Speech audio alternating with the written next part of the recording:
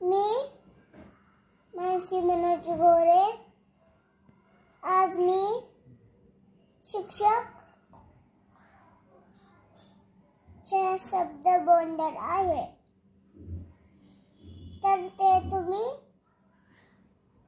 लक्षपूर्वक ऐकावे. माझ्या स्कूलचं नाव press school, topaz press school.